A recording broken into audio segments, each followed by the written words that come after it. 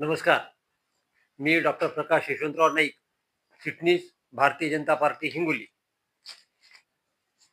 आता सध्या होऊ घातलेल्या नगरपालिका सार्वत्रिक निवडणुका 2025 या निवडणुकामध्ये आमच्या भारतीय जनता पार्टीकडून नगराध्यक्षाचे अधिकृत उमेदवार वैशाली संजयजी कावडे यांना भारतीय जनता पार्टीची उमेदवारी मिळालेली आहे. आणि आमच्या प्रभाग क्रमांक 5 मध्ये भारतीय जनता पार्टीचे अधिकृत उमेदवार ओबीसी महिला गटामधून माझी पत्नी सौभाग्यवती नम्रता प्रकाश नाईक यांना उमेदवारी मिळालेली आहे. आणि सर्वसाधारण गटामधून सुहास शंकरराव गुजकर यांना भारतीय जनता पार्टीची उमेदवारी मिळालेली आहे. या तिन्ही उमेदवारांना प्रचंड बहुमताने विजयी करून आम्हाला या वार्डाची, या शहराची सेवा करण्याची संधी द्यावी अशी मी सर्व नागरिकांना, सर्व मतदारांना विनंती करतो. मतदार बंधू भगिनींनो, आम्हाला निवडून दिल्यास, प्रशासनामध्ये आमचा सहभाग असल्यास आम्ही या ठिकाणी एक नगरपालिकेच्या प्रशासनाच्या ढिसाळ कारभारामुळे दरवर्षी पावसाळ्याचं जे पडणारं पाणी आहे, हे पाणी या नवीन जे रोड आपला जुना हिंगोली नांदेड रोड आहे, या रोडच्या कामामध्ये काही ठिकाणी चुकीचे नियोजन केल्यामुळे या रोडकडून येणारं संपूर्ण पाणी तिरुपती नगरामध्ये जाऊन तिरुपती नगरामधील बऱ्याचशा घरामध्ये, त्यांच्या स्वयंपाकघरामध्ये, त्यांच्या बेडरूममध्ये पाणी जाऊन त्यांचं लोकांचं अतोनात नुकसान झालं.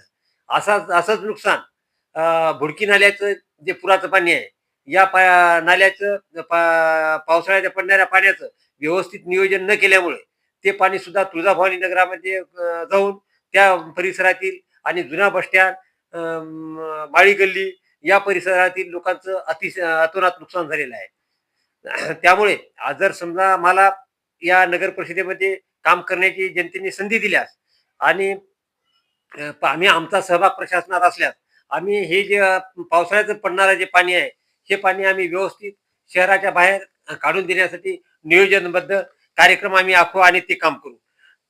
तसंच कळमनुरी शहर हे एक जुनं निजामकालीन तालुका प्लेस आहे.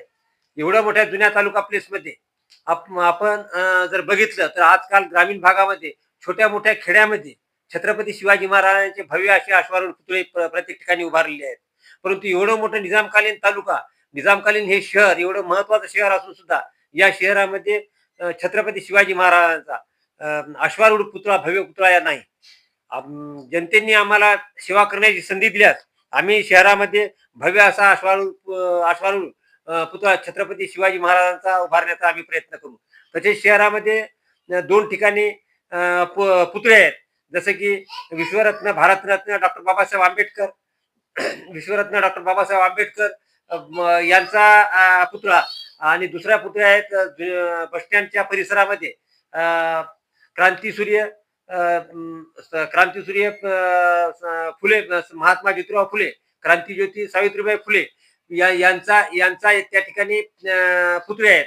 पण या पुतळ्यांचं व्यवस्थित स्वच्छता न ठेवल्यामुळे मोकाट जनावर त्या ठिकाणी घाण करतात आणि त्या ठिकाणी या पुतळ्यांची, या पवित्र पुतळ्यांची एखाद्या वेळेस समजा विटंबना होण्याची भीती वाटते.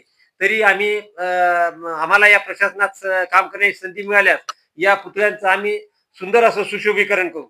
तसंच ज्येष्ठ नागरिकांसाठी शहरामध्ये कुठेही विरंगुळा केंद्र नाही, विद्यार्थ्यांसाठी कुठेही अभ्यासिका नाही, तसंच लहान मुलांना खेळण्यासाठी कोणत्याही प्रकारचं उद्यान या ठिकाणी विकसित केलेलं नाही. एक उद्यानाचं काम हिंदू सरदार सम्राट बाळासाहेब ठाकरे उद्यान, या उद्यानाच्या नावाने त्या ठिकाणी हुतात्मा स्मारकाच्या ठिकाणी त्या ठिकाणी उद्यान या नगरपालिकेने निर्माण केलं. पण त्यांचं व्यवस्थित काम न केल्यामुळे त्या ठिकाणी निव्वळ उद्यान म्हणावं त्याला की जंगल म्हणावं, अशा प्रकारची त्या उद्यानाची परिस्थिती झालेली आहे.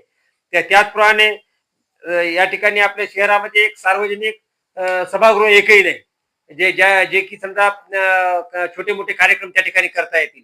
आमचे काका ज्येष्ठ स्वातंत्र्य सैनिक कॉम्रेड विठ्ठलरावजी नाईक यांनी त्यांच्या आमदारकीच्या काळामध्ये त्यांच्या आमदार निधीमधून भव्य असं त्या ठिकाणी एक सभागृह लबानदेवाच्या जवळ बांधलं होतं.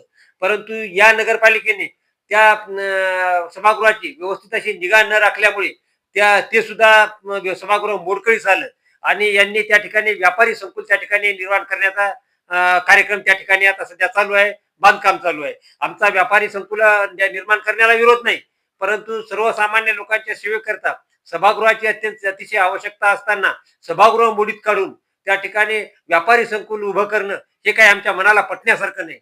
तसंच शहराला लागून साईनगर, ग्रीन पार्क, महाकाली नगर, या ठिकाणी एक स्वामी समर्थ नगर, या ठिकाणचे आजूबाजूचे जे नवीन वस्त्या या शहराच्या भोवताली झालेल्या आहेत, या वस्त्या शहराच्या हद्दीमध्ये नाहीत. एकच फक्त स्वामी समर्थ नगर हे या शहराच्या एरियामध्ये आहे. आम्ही तिरुपती नगर मध्ये राहतो, पण तिरुपती नगरला लागूनच एक नवीन तिरुपती नगर या ठिकाणी लेआउट झालं आहे, ते सुद्धा या शहराच्या हद्दीमध्ये नाही. आम्हाला जनतेने सेवा करण्याची संधी दिल्यास आम्ही या भोवतालच्या असणाऱ्या सर्व वस्त्या यांना हद्दवाढ करून त्यांनी शहरामध्ये त्यांना सामावून घेण्याचा आम्ही प्रयत्न करू. आम्ही त्याचा पाठपुरावा करू. हद्दवाढीचा प्रस्ताव हा शासन स्तरापर्यंत जावा लागते. आम्ही पाठपुरावा करून शासन स्तरापर्यंत नेऊ.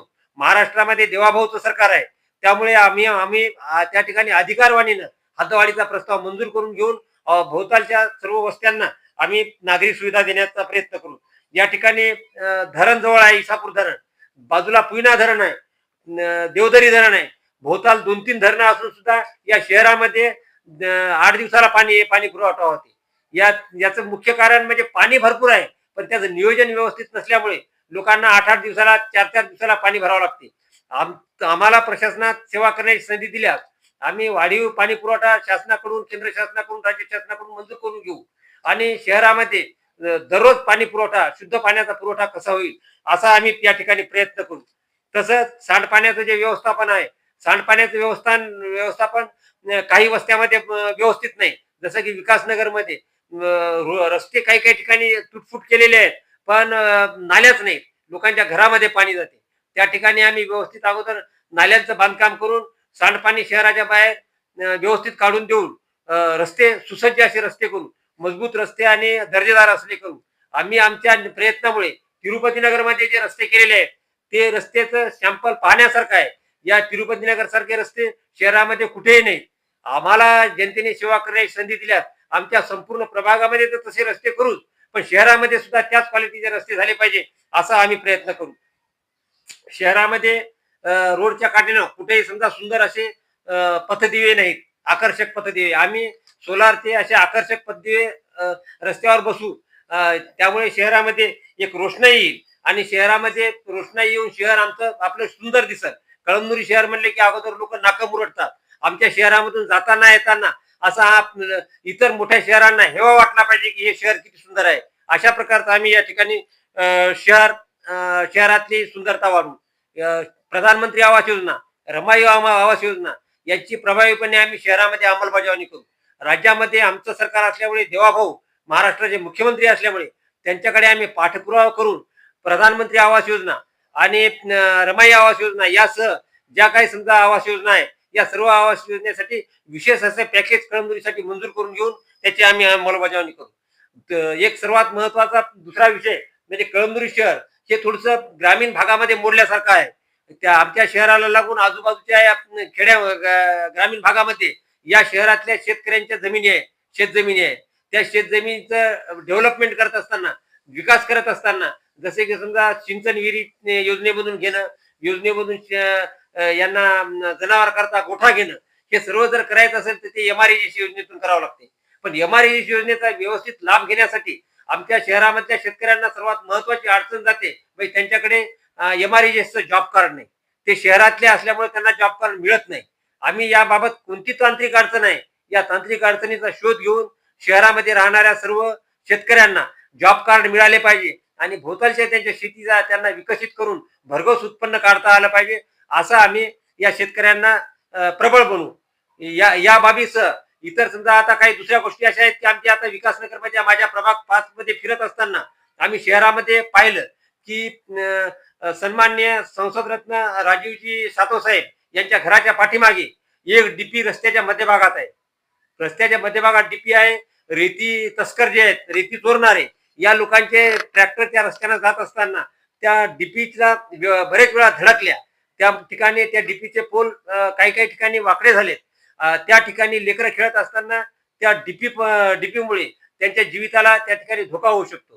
तर अशाच प्रकारचे शहरामध्ये ज्या ज्या ठिकाणी अशा जीवघेण्या डीपी आहे, त्या डीपी आणि रस्त्यामध्ये इलेक्ट्रिकचे पोल जे जीवघेणे आहे, हे सर्व पोल आणि ह्या सर्व डीपी आम्ही व्यवस्थित सुरक्षित ठिकाणी त्यांचं स्थलांतर करू. आमचे महाराष्ट्राचे मुख्यमंत्री आदरणीय देवाभाऊ हे महाराष्ट्राचे मुख्यमंत्री आहेत, ते भारतीय जनता पार्टीचे नेते आहेत आणि त्यांच्याकडेच ऊर्जा खातं आहे. त्यामुळे आम्ही त्यांच्याकडून विशेष पॅकेज घेऊन त्या जीवघेणी डीपी आणि जीवघेणे पोल हे आम्ही व्यवस्थित बाजूला त्यांचं स्थलांतर करू. यासह नागरिक आमच्याकडे ज्या ज्या कोणत्या समस्या घेऊन येतील त्या समस्यांचं प्रभावीपणे त्यांची सोडवणूक कशी करता येईल हा आम्ही प्रयत्न करू. आमचे कळमनुरीचे आमचे नेते आदरणीय आमचे हिंगोली जिल्ह्याचे जिल्हाध्यक्ष आदरणीय गजाननराव दादा घुगे, आदरणीय आमदार तानाजीराव मुटकुळे आणि भारतीय जनता पार्टीचे वरिष्ठ नेते यांच्या नेतृत्वाखाली आम्ही शहरामध्ये येणाऱ्या प्रत्येक समस्येचं निराकरण प्रभावीपणे करू.